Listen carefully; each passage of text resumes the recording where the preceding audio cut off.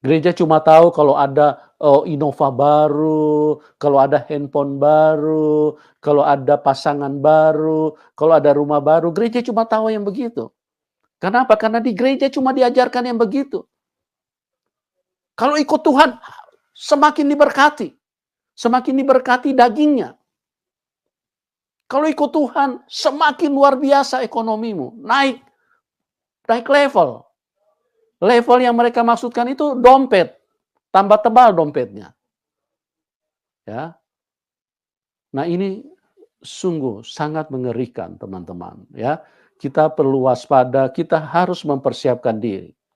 Beberapa hari yang lalu saya sempat bahas bahwa 99% tidak siap, gereja tidak Janganlah siap. takut, sebab aku menyertai engkau. Janganlah bimbang, sebab aku ini Allahmu.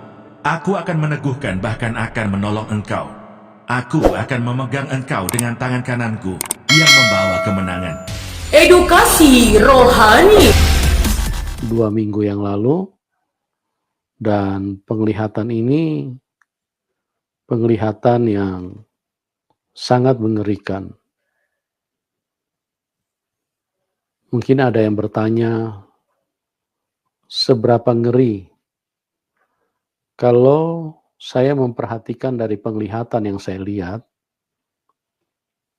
saya mencoba menguraikannya dengan kata-kata, tapi sepertinya tidak ada kata-kata yang cukup. Tidak ada kata-kata yang cukup untuk menjelaskan bagaimana penglihatan itu, atau situasi pada waktu akhir zaman. Sungguh sangat mengerikan, ya.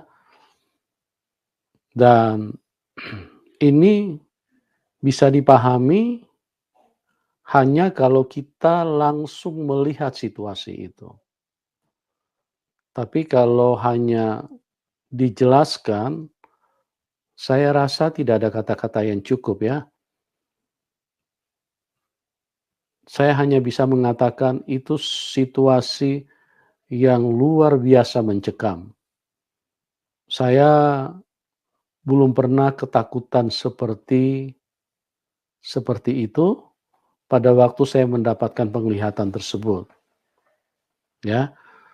Saya beberapa waktu ke depan saya akan coba, menjelaskan menurut pewahyuan yang Tuhan berikan, supaya kita menjadi orang Kristen mengenal, ya, bahwa firman yang ditulis di dalam Alkitab itu adalah kebenaran yang akan tergenapi, ya. Memang banyak orang selama ini, maaf ya, banyak gereja dan hampir semua gereja mengatakan bahwa sebelum antikris datang, kita sudah rapture atau sudah terjadi pengangkatan. Hal ini adalah sesuatu yang sangat keliru. Sesuatu yang sangat tidak benar. Karena firman Tuhan tidak bicara seperti itu. Ya, nanti saya akan jelaskan. Saya berharap teman-teman bisa menyediakan waktu, ya, untuk terus mengikuti pembahasan ini. Karena ini tidak bisa dibahas hanya satu kali. Tidak bisa. Ini harus berkali-kali. Karena saya akan jelaskan, ya, tentang akhir zaman itu, kita akan bagi menjadi beberapa bagian. Nah, yang paling utama yang saya ingin katakan, bahwa namanya saja bicara akhir zaman, ya, itu adalah peristiwa. Peristiwa apa saja yang akan kita bahas, ya. Yang pertama, bicara tentang akhir zaman tidak bisa lepas dengan berbicara tentang waktu. Karena pasti orang bertanya, kapan itu? Ya, kok dari dulu bicara akhir zaman, dari tahun 80-an, 90-an, tahun 2000, Tuhan Yesus juga belum datang-datang kok. Apalagi sekarang sudah tahun 2024. Nah, ini memang harus kita mendapatkan pewahyuan dari Roh Kudus secara langsung, baru kita bisa mendapatkan keterangan yang tepat. Karena kalau cuma akal manusia yang coba mempelajari, bahkan yang coba menerjemahkannya, ini akan menjadi penyesatan bagi banyak orang. Karena apa? Karena nanti akan timbul sangkalan-sangkalan atau akan timbul ejekan-ejekan dari dulu bicara akhir zaman. Ya, dari tahun 80-an sudah dengar banyak pendeta bernubuat, 90-an, tahun 2000. Bahkan ada satu pendeta yang cukup terkenal, saya tidak perlu sebutkan namanya. Dia juga merupakan salah satu, kalau dibilang istilah sekarang ini spesialisnya akhir zaman. Dia mengatakan bahwa peristiwa pengangkatan itu kemungkinan di tahun 98. Karena apa? Karena 98 merupakan 50 tahun kemerdekaan yang dimiliki oleh bangsa Israel. Bangsa Israel itu merdeka pada tahun 1948. Nah, pendeta ini karena dia cukup terkenal, pada waktu itu saya sempat mengikuti ceramahnya dan dia berkata, jadi waspada, hati-hati. Ya, pada waktu itu dia berkhotbah, ya mungkin sekitar ya 5 tahun sebelum tahun 98, ya mungkin sekitar 3-4 tahun lah. Dan apa yang terjadi? 98 sudah lewat kemana-mana, sampai sekarang Tuhan Yesus belum datang. Ya, oleh sebab itu, mari kita perhatikan baik-baik. Ya. Nah, terus bicara apa lagi tentang bicara akhir zaman? Selain bicara tentang waktu, bicara akhir zaman itu tidak tidak bisa dipisahkan dengan antikris, ya. Karena dari zaman tahun 80-an ini sudah sering sekali dibicarakan bahwa antikris akan datang, ya. Nah, terus bicara akhir zaman juga nanti kita akan bahas dari negara mana si antikris. Banyak orang mengkait-kaitkan dengan pikiran mereka, bukan berdasarkan pewahyuan Roh Kudus, tapi mereka coba menerjemahkan firman dengan melalui tafsir-tafsir yang mereka menganggap kalau ada orang aneh, wah kemungkinan besar dia. Ya, yang lalu Barack Obama sempat menjadi pusat sentimen daripada para pendeta. Karena apa? Karena dia pendeta yang warna kulitnya hitam, ya. Jadi dicurigai oleh pendeta. Ini kemungkinan si antikris ini. Bahkan sudah banyak sekali para teolog, para pendeta yang menyebarkan bahwa ada kartu-kartu yang disebarkan oleh Obama yang diharuskan, ada chip yang berlaku, yang itu semuanya omong kosong, semuanya hanya tipu daya. Karena apa? Karena sampai saat ini Obama sudah tidak jadi presiden, masih tetap manusia masih menunggu. Ya, masih menunggu kapan Tuhan Yesus datang. Nah, teman-teman, ya, sebelum saya lebih lanjut, karena banyak orang salah, mereka berkata bahwa kita rapture dulu, baru antikris datang. Alkitab tidak bicara seperti itu. Tidak bicara seperti itu, ya. Oke, saya mau beritahu, bicara akhir zaman itu juga tidak pernah bisa dipisahkan dengan 666, ya, atau triple 6 atau triple six. Jadi kebanyakan orang Kristen itu sudah pada ketakutan kalau ada angka 666. Benarkah angka 66 itu angka yang menakutkan? Ya, ini apa yang selama ini kita dengar, saya minta maaf, saya bukan menghakimi atau mempermalukan apa yang disampaikan oleh para pendeta sebelumnya, karena ini apa yang disampaikan semua tidak sesuai dengan firman Tuhan, ya. Angka 66 itu adalah angka yang luar biasa. Angka yang sangat luar biasa, ya. Nanti saya akan jelaskan satu persatu, ya. Nanti akan dibagi pembahasan akhir zaman itu, kita akan jelaskan angka 66 itu apa. Ya, saya kasih contoh sekilas saja. Kalau angka saya pernah menyampaikan yang lalu, saya mau berkata, saya kasih ilustrasi begini, ya. Angka 66 itu dikategorikan oleh para pengkhotbah, para pendeta di akhir zaman sebagai angka antikris. Oke, saya kasih ilustrasi. Seandainya Anda ditawarkan, karena mungkin kita berkata 66 itu mengerikan. Nah, bagaimana kalau ditawarkan 666 juta? Apakah Anda tolak? Ya, karena itu angka mengerikan. Oh, itu angka antikris. Ya, ini pemikiran-pemikiran yang sangat maaf ya, yang sangat tidak berkembang karena tidak mendapatkan pengurapan dari Tuhan, sehingga mereka coba menganalisa, mencocokkan dengan pikiran mereka tentang pengungkapan rahasia daripada akhir zaman. Ya.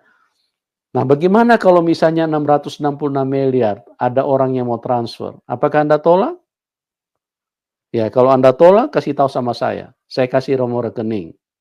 Ya. Kenapa? Karena pendeta selalu berkata 66 itu mengerikan. Enggak, teman-teman. Mengerikan dari mana? Mengerikan itu karena Anda tidak mengerti. Ya. Tapi peristiwa yang mengerikan itu nanti saya akan jelaskan kenapa tadi saya katakan saya mendapatkan penglihatan yang sangat mengerikan. Ya mungkin kurang lebih 2 minggu lalu, beberapa minggu yang lalu. Inilah yang mendorong saya untuk kembali membahas tentang akhir zaman. Di dalam penglihatan itu saya berteriak-teriak luar biasa. Tapi semua pada cuek saja. Semua kayaknya menganggap hal itu tidak penting. Nah, saya merasakan kengerian yang begitu luar biasa di dalam penglihatan itu. Terus, oke, kita lanjut lagi. Bicara tentang akhir zaman, kita akan bicara juga dari negara mana, ya, dari negara mana. Antikris itu dari negara mana? Karena Alkitab semua sudah beritahu loh. Cuma pendeta tidak bisa melihat itu. Karena terus terang ini pikiran Tuhan. Kalau hanya berdasarkan ilmu pengetahuan kita coba mencocokkan dengan Alkitab, nggak akan nyambung. Tidak akan nyambung sama sekali. Ya, padahal Alkitab sudah beritahu dari negara mana si antikris itu. Oke, nanti kita akan bahas semua teman-teman. Jadi ada beberapa bagian. Nah, yang paling pertama nanti kita akan bahas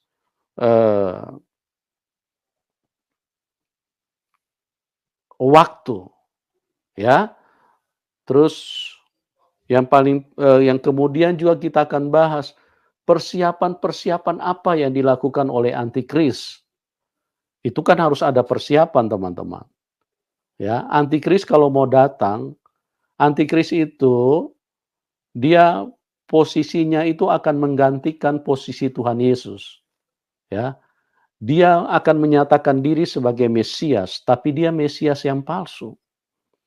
Dia raja di atas segala raja bagi dunia, ya. Karena dia akan hadir dan menyatakan diri sebagai Tuhan, sebagai Allah yang berkuasa. Ya. Jadi kalau Presiden Amerika saja kalau mau kemana-mana itu ada persiapan.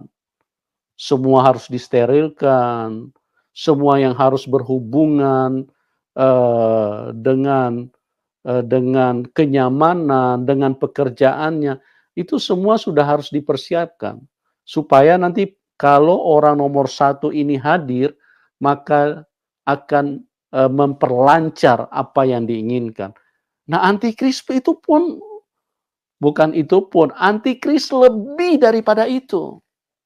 Ya, kalau dia mau muncul mau hadir di dunia, dunia itu harus sudah siap. Dan apa saja yang akan dipersiapkan oleh antikris, semua sudah ditulis Alkitab. Cuma selama ini belum terbuka bagi gereja. Ya, mohon maaf ya, sekali lagi saya bukan menghakimi gereja. Karena apa? Karena gereja tidak pernah bertumbuh di dalam roh. Jadi tidak bisa mengerti pikiran roh, pikiran Tuhan ini. Ya, nanti ke depan kita akan bahas ya. Saya berharap teman-teman bisa sediakan waktu, karena ini penting sekali. Ya. Jadi, saya sedikit ulas dulu sebelum kita masuk ke penjelasan yang lebih, lebih maju, sebelum kita masuk ke penjelasan-penjelasan yang akan kita bahas dengan apa yang tadi saya sudah sampaikan, ya. Ya, jadi yang pertama itu hal-hal yang bersifat pengenalan untuk kita masuk ke topik ini. Ini yang pertama yang saya akan uraikan sedikit ya. Kalau tadi saya katakan hampir 99% mengatakan ya bahwa gereja tidak berhadapan dengan antikris. Gereja rapture dulu. Nah, sekali lagi saya ingin katakan, ini penyesatan yang sangat luar biasa. Karena Alkitab tidak berkata seperti itu. Ya, saya akan tunjukkan nanti ayat-ayatnya supaya kita menjadi orang Kristen yang cerdas. Ya, bukan menjadi orang Kristen yang on. Ya, orang bicara apa, iblis sudah mau hadir, antikris sudah mau berdiri di depan gereja. Gereja tidak tahu. Ya. Gereja cuma tahu kalau ada Innova baru, kalau ada handphone baru, kalau ada pasangan baru, kalau ada rumah baru. Gereja cuma tahu yang begitu. Kenapa? Karena di gereja cuma diajarkan yang begitu. Kalau ikut Tuhan, semakin diberkati. Semakin diberkati dagingnya. Kalau ikut Tuhan, semakin luar biasa ekonomimu. Naik level. Level yang mereka maksudkan itu dompet. Tambah tebal dompetnya. Ya. Nah, ini sungguh sangat mengerikan, teman-teman. Ya. Kita perlu waspada, kita harus mempersiapkan diri. Beberapa hari yang lalu saya sempat bahas bahwa 99% tidak siap, gereja tidak siap. Itu pun sebagian mereka, dengan kebodohannya coba memahami apa yang saya sampaikan. Enggak nyambung. Ya. Enggak nyambung. Teman-teman, kita ini harus bertumbuh. Baru kalau kita bertumbuh, baru Anda bisa memahami perkataan-perkataan roh. Karena perkataan khotbah itu harus perkataan roh. Baru bisa sesuai dengan kebenaran itu sendiri. Kalau cuma perkataan berdasarkan tafsir, berdasarkan analisa karena kita pernah duduk di bangku pendidikan teolog, itu semuanya akan tersesat, akan melenceng semua. Karena kita coba terjemahkan pikiran Tuhan itu dengan kekuatan pikiran kita. Maaf ya teman-teman, otak kita ini cuma sebesar bapau. Bagaimana mungkin kita bisa menjangkau pikiran Tuhan? Kecuali kalau pengurapan Tuhan, kalau Roh Kudus ada di dalam kita, baru kita bisa mengerti. Ya, jadi oke, kita kembali ke pengenalan dulu ya. Jadi berbicara tentang akhir zaman, Alkitab mutlak mengatakan bahwa gereja akan berhadapan dengan antikris. Gereja akan dibantai oleh antikris. Gereja akan dihancurkan oleh antikris. Ya. Tapi apa yang selama ini diperdengarkan oleh pendeta-pendeta? Oh enggak, kita akan rapture. Ya. Kita akan rapture duluan. Sebelum antikris datang, gereja akan rapture, terangkat. Terangkat dari mana? Ya. Dengar gereja Tuhan, baru namanya saja antikris. Dia muncul itu karena ada gereja. Ya. Karena Tuhan Yesus itu kan sudah di surga. Apa yang dicari oleh antikris? Antikris itu dia akan menumpahkan kemarahannya. Dia akan berperang habis-habisan dengan pengikut Tuhan Yesus. Ya, namanya saja antikris. Dunia ini semua punya dia kok. Semua manusia yang belum kenal Tuhan, yang belum terima Tuhan, itu semua punya daripada antikris. Nah, ngapain dia muncul? Ya, ngapain dia muncul kalau gereja sudah diangkat? Justru dia hadir itu karena namanya saja anti. Dia sangat anti, dia sangat marah, dia akan menuangkan, dia akan memuntahkan segala kemarahannya kepada gereja. Namanya saja antikris. Tapi gereja selama ini, maaf ya, karena seringkali mengikuti pengajaran, kita diangkat dulu. Ya. Kita diangkat dulu. Ini penipuan yang luar biasa, yang pendeta pun, maaf ya, pendeta pun tidak sadar pada waktu mereka mengajarkan ini. Karena apa? Karena dunia ini terlalu jahat. Dunia ini dipermainkan oleh kuasa kegelapan. Ya. Makanya kenapa manusia lebih senang kebohongan? Ya. Kenapa manusia lebih senang kebohongan? Dunia ini dunia tipu daya, dunia yang penuh dengan tipuan. Hanya di dalam Tuhan Yesus baru manusia bisa menemukan kebenaran. Hanya di dalam Tuhan Yesus baru manusia bisa melihat terang. Di luar Tuhan Yesus, manusia semua kegelapan. Gak bisa mengenal terang. Ya, saya kasih contoh. Ya, kita sekarang ini namanya era digital. Ya, yang namanya kehidupan sekarang itu salah satu digital yang kita kenakan itu adalah ATM. Ya. Kenapa kita menggunakan ATM? Karena untuk mempermudah dan karena era sekarang ini era digitalisasi. Yang saya mau beritahukan begini teman-teman, mungkin ada yang tidak percaya bahwa dunia sekarang ini adalah dunia, bukan dunia sekarang ini, memang dunia dari dulu adalah dunia yang jahat. Dan hanya Tuhan Yesus yang bisa bicara itu. Karena ini kebenaran. Ya. Kenapa ATM kita itu dipasang pin berlapis? Ya. Sama pasangan saja kita banyak orang yang tidak boleh saling mengetahui berapa pinnya. Kenapa? Karena dunia ini dunia yang jahat, penuh dengan penipuan, penuh dengan kebohongan, ya. Antara pasang suami istri saja kadang-kadang pinnya itu harus dirahasiakan. Antara orang tua dengan anak saja kebanyakan masih dirahasiakan, ya. Kenapa? Karena dunia ini dunia penuh dengan penipuan, dunia penuh dengan tipu daya. Untuk mencari kejujuran itu sangat sulit. Makanya coba lihat kalau sidang di persidangan itu. Sulit sekali mencari kebenaran, ya. Biar sudah dihadirkan saksi berapa saksi, dihadirkan saksi ahli, dihadirkan saksi segala macam saksi, tetap saja sulit, ya. Kebenaran itu tidak bisa terungkap. Kenapa? Karena kebenaran itu hanya punya Tuhan. Ya, manusia tidak bisa, tidak ada kebenaran. Yang manusia bicarakan itu semua kebohongan, ya.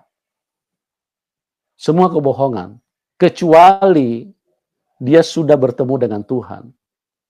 Dia sudah ketemu dengan Tuhan, ya.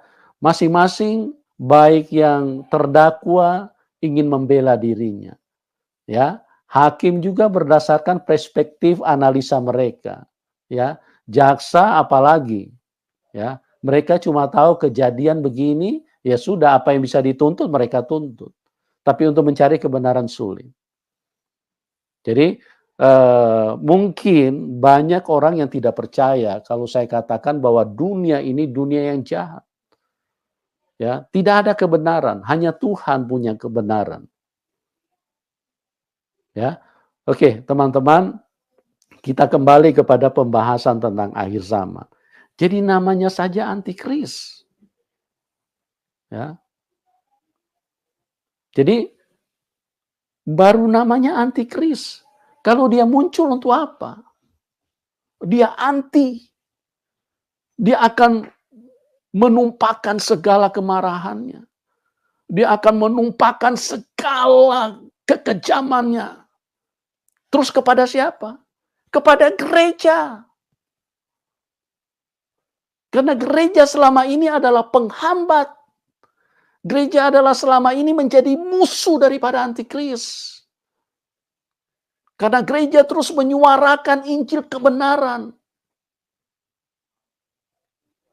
Mencegah manusia untuk jangan berbuat dosa. Nah, inilah yang menjadi target kalau antikris muncul. Cuma gereja tidak bertumbuh, maaf ya. Gereja tidak bertumbuh. Jadi pengenalan mereka terhadap firman itu, mereka itu tidak utuh di dalam menyampaikan. Ya, mereka berkata bahwa kita akan rapture. Kok enak betul, ya. Padahal Alkitab tidak bicara seperti itu. Oke, saya akan sedikit memulai. Saya katakan begini, ya. Di zaman para rasul, gereja mula-mula, para rasul itu dibantai, ya. Semua disembeli potong bebek angsa. Semua disembeli kecuali Yohanes. Tapi Yohanes sempat dibuang di Pulau Patmos, sempat digoreng, direbus dengan minyak. Kalau para rasul, kalau zaman dulu 2000 tahun yang lalu saja, kemarahan iblis sudah seperti itu. Ya. Kok gereja sekarang mau berbeda? Kok enak betul ya? Kok gereja sekarang mau milih jalan sendiri sesuai dengan pikiran mereka, sesuai dengan tingkat kebutuhan daging mereka, karena daging ini takut dianiaya nih, takut disembeli ini.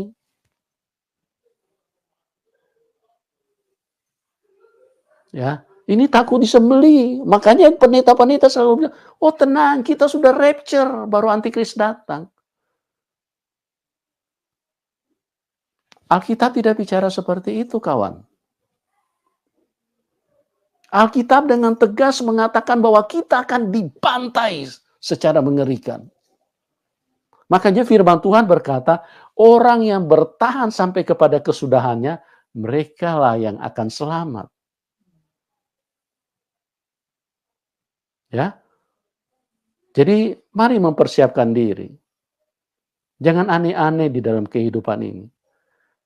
Ya, nggak usah mikirkan, oh ada Innova baru yang lebih canggih dari sebelumnya. Ya, hal-hal seperti itu teknologi semua dunia itu hanya membawa kita kepada orang yang buta untuk mempersiapkan diri. Makanya firman Tuhan berkata di dalam Amsal ada beberapa kali ditulis. Ada jalan yang disangka lurus, tapi ujungnya menuju maut. Ya, ya. Ada jalan yang disangka lurus. Ngeri ya, ada jalan yang disangka lurus tapi ujungnya menuju maut. Kapan kita mengira jalan disangka lurus? Ya, tidak mungkin tidak mungkin preman kita bilang jalan yang disangka lurus. Pasti kita sudah bilang orang ini jalannya tidak lurus. Ya, tidak mungkin tukang judi kita bilang ini jalan yang disangka lurus. Tidak mungkin. Ya, tidak mungkin orang gila kita berkata, oh ini jalan yang disangka lurus. Ya, tidak mungkin. Tidak mungkin. Ya. Yang mana kita kira jalan yang disangka lurus? Jalan yang disangka lurus itu kalau pakai dasi, pakai jas, terus kemudian berdiri di mimbar, terus kemudian haleluyanya agak panjang. Haleluya. Nah, itu jalan yang disangka lurus itu. Ya. Terus kalau shalom, ya, panjang sekali, lembut lagi. Nah, ini yang jalan disangka lurus ini. Tidak ada orang mengira bengkok itu. Kalau sudah begitu, oh ini berarti orang suci ini berbicara atas nama Tuhan. Berbicara tentang kebenaran ini. Makanya Amsal berkata, ada jalan yang disangka lurus tapi ujungnya menuju maut. Oh teman-teman, ngeri sekali ya. Saya bicara begini agak keras sedikit. Masih ada juga yang tidak bisa mengerti gitu loh. Ya. Saya akan tunjukkan. Saya akan buktikan semua. Nanti penjelasannya Anda ikuti terus ya. Karena saya tidak bisa bahas satu kali teman-teman. Dan itu juga tidak akan masuk di dalam pikiranmu. Saya akan bahas beberapa kali sesuai dengan apa yang saya sudah jelaskan tadi.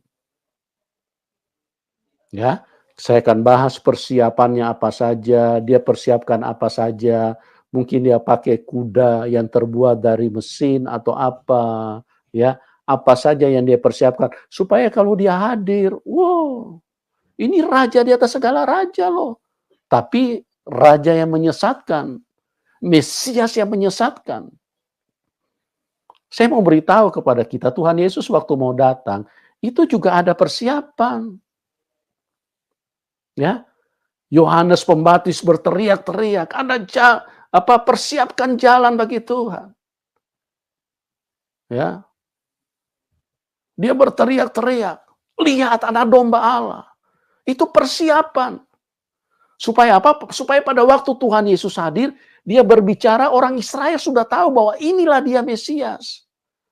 Sedangkan sudah dipersiapkan begitu saja, Tuhan Yesus masih ditolak.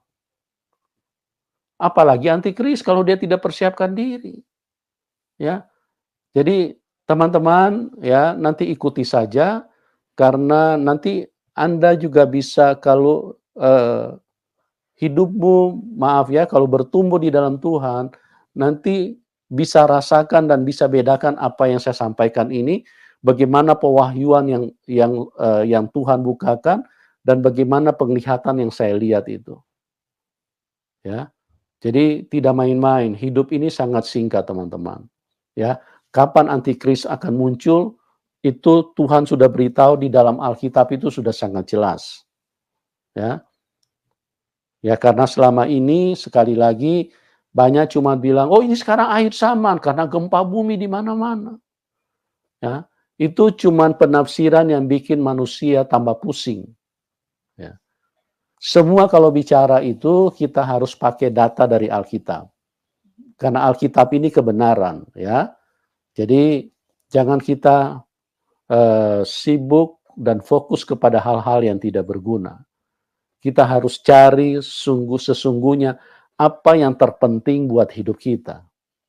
Karena kalau kita melenceng dari situ, yang rugi juga kita sendiri, ya. Yang akan kehilangan Tuhan juga Anda sendiri. Kenapa? Karena untuk masuk dalam kerajaan surga itu ada standarnya. Ya, untuk supaya bisa selamat, bisa keluar daripada peristiwa akhir zaman ini, itu juga Anda harus mengerti apa yang harus dilakukan. Ya, karena pengangkatan itu nanti paling terakhir. Setelah Anda melewati antikris dulu, ya. Setelah imanmu diuji dulu, ya. Saya mau beritahu antikris itu nanti dia hadir dan dia akan berkuasa di dunia ini selama 3,5 tahun. Dia akan meniru betul seperti Tuhan Yesus. Tuhan Yesus dulu turun ke dalam dunia dan Tuhan Yesus melakukan pekerjaannya selama 3,5 tahun. Ini akan ditiru betul sama dengan antikris. Makanya nanti seluruh dunia akan mengatakan dia ini adalah Mesias, tapi dia Mesias yang palsu. Ya. Dia akan bermain dengan cara yang begitu soft. Sampai gereja pun juga tidak ada yang bisa mengerti kecuali dipenuhi dengan Roh Kudus.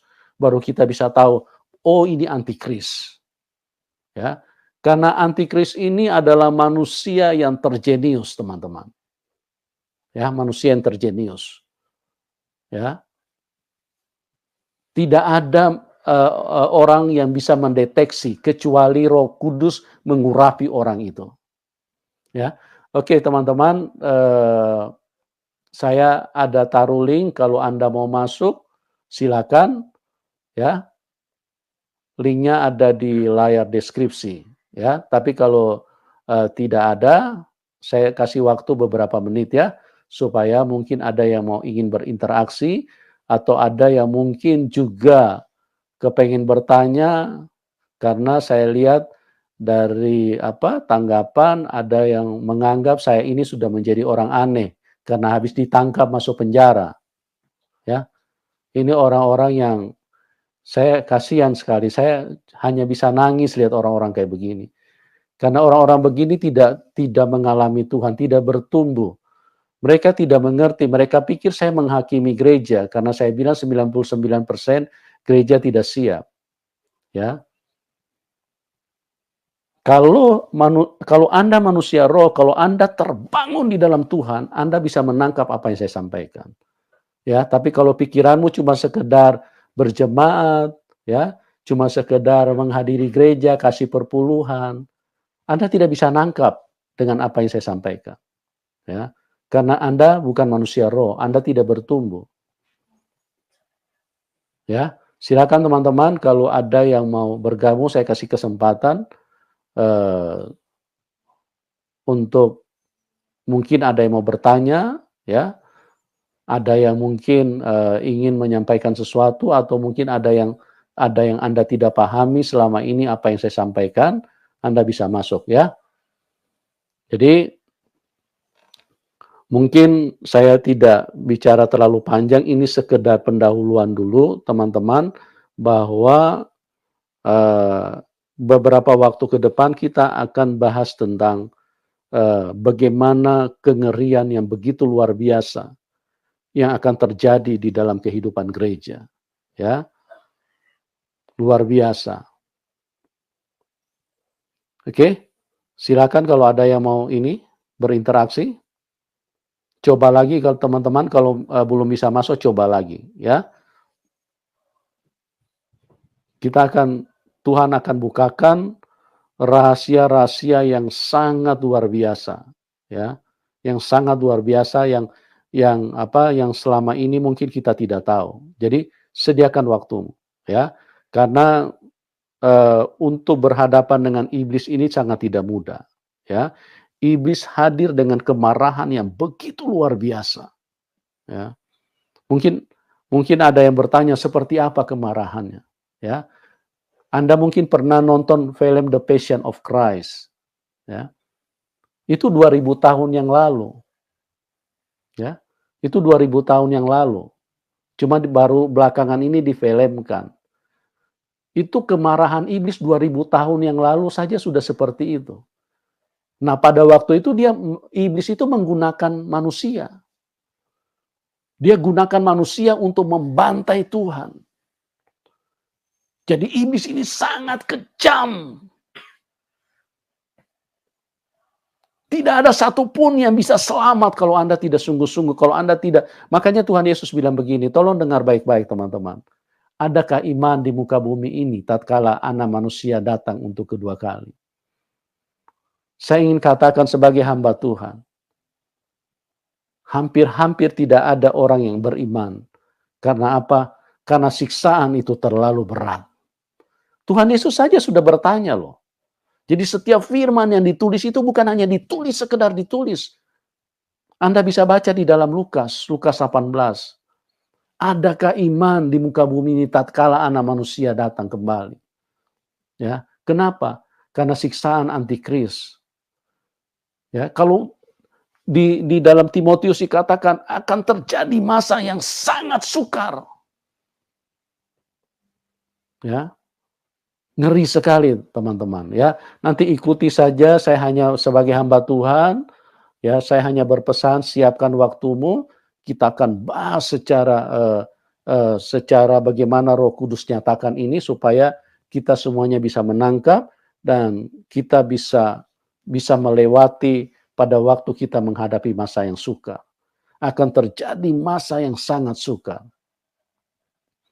Tuhan Yesus berkata di dalam Matius, jikalau waktunya tidak dipersingkat, tidak ada satupun yang akan selamat. Kitab Maleaki pasal 1. Judul, Ucapan Ilahi, firman Tuhan kepada Israel dengan perantaraan Maleaki. Tuhan mengasihi Israel. Aku mengasihi kamu, firman Tuhan. Tetapi kamu berkata, dengan cara bagaimanakah engkau mengasihi kami? Bukankah Esau itu kakak Yakub? Demikianlah firman Tuhan. Namun aku mengasihi Yakub, tetapi membenci Esau. Sebab itu aku membuat pegunungannya menjadi sunyi sepi, dan tanah pusakanya kujadikan padang gurun. Apabila Edom berkata, kami telah hancur, tetapi kami akan membangun kembali reruntuhan itu, maka beginilah firman Tuhan semesta alam. Mereka boleh membangun, tetapi aku akan merobohkannya. Dan orang akan menyebutkannya daerah kefasikan dan bangsa yang kepadanya Tuhan murka sampai selama-lamanya. Matamu akan melihat dan kamu sendiri akan berkata, Tuhan Maha Besar sampai di luar daerah Israel. Pencemaran korban-korban. Seorang anak menghormati bapaknya dan seorang hamba menghormati tuannya.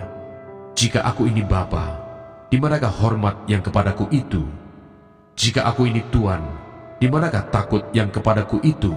Firman Tuhan semesta alam kepada kamu, hai para imam yang menghina namaku.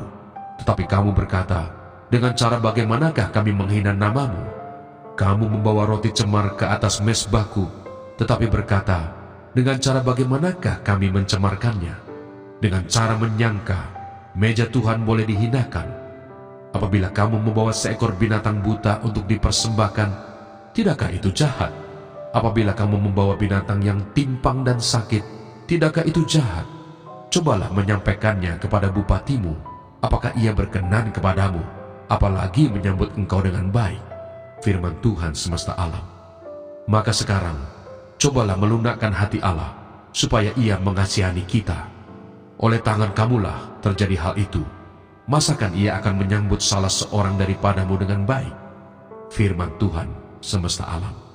Sekiranya ada di antara kamu yang mau menutup pintu, supaya jangan kamu menyalakan api di mezbahku dengan percuma. Aku tidak suka kepada kamu, firman Tuhan semesta alam. Dan aku tidak berkenan menerima persembahan dari tanganmu. Sebab dari terbitnya sampai kepada terbenamnya matahari, namaku besar di antara bangsa-bangsa. Dan di setiap tempat dibakar dan dipersembahkan korban bagi namaku, dan juga korban sajian yang tahir, sebab namaku besar di antara bangsa-bangsa. Firman Tuhan semesta alam. Tetapi kamu ini menajiskannya, karena kamu menyangka meja Tuhan memang cemar, dan makanan yang ada di situ boleh dihinakan. Kamu berkata, lihat, alangkah susah payahnya, dan kamu menyusahkan aku. Firman Tuhan semesta alam. Kamu membawa binatang yang dirampas, binatang yang timpang, dan binatang yang sakit, kamu membawanya sebagai persembahan. Akan berkenankah aku menerimanya dari tanganmu, firman Tuhan?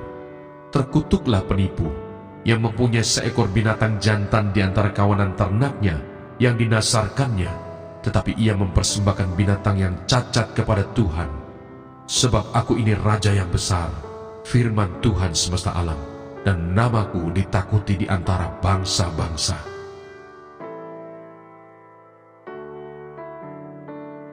Maleaki pasal 2. Murka Tuhan terhadap para imam.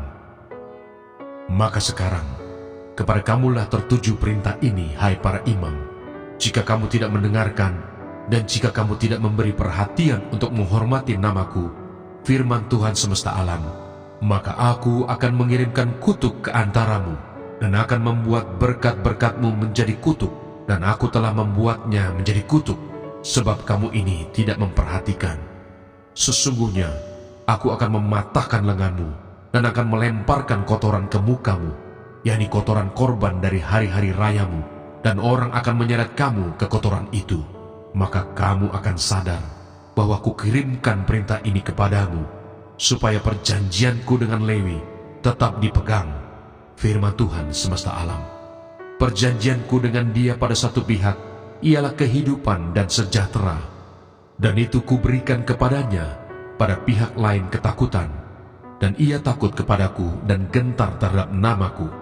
Pengajaran yang benar ada dalam mulutnya, dan kecurangan tidak terdapat pada bibirnya. Dalam damai sejahtera dan kejujuran ia mengikuti aku, dan banyak orang dibuatnya berbalik daripada kesalahan. Sebab bibir seorang imam memelihara pengetahuan, dan orang mencari pengajaran dari mulutnya, sebab dialah utusan Tuhan semesta alam. Tetapi kamu ini menyimpang dari jalan. Kamu membuat banyak orang tergelincir dengan pengajaranmu. Kamu merusakkan perjanjian dengan Lewi, firman Tuhan semesta alam.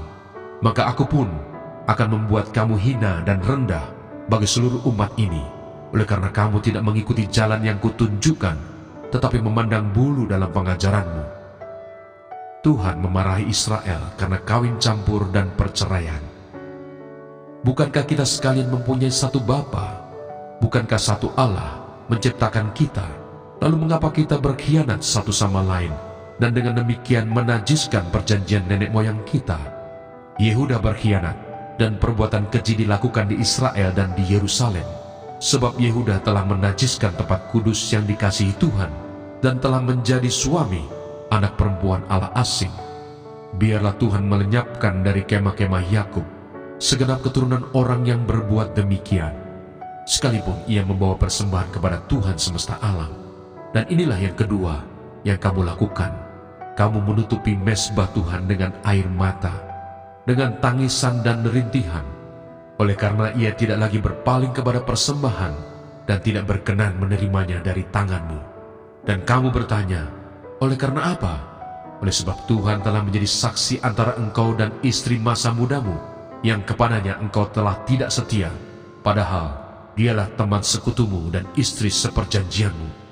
Bukankah Allah yang esa menjadikan mereka daging dan roh? Dan apakah yang dikehendaki kesatuan itu? Keturunan ilahi. Jadi jagalah dirimu, dan janganlah orang tidak setia terhadap istri dari masa mudanya. Sebab aku membenci perceraian, firman Tuhan Allah Israel, juga orang yang menutupi pakaiannya dengan kekerasan, firman Tuhan semesta alam. Maka jagalah dirimu, dan janganlah berkhianat. Tuhan datang untuk menghukum. Kamu menyusahi Tuhan dengan perkataanmu, tetapi kamu berkata, dengan cara bagaimanakah kami menyusahi Dia? Dengan cara kamu menyangka setiap orang yang berbuat jahat adalah baik di mata Tuhan. Kepada orang-orang yang demikianlah ia berkenan, atau jika tidak, di manakah Allah yang menghukum?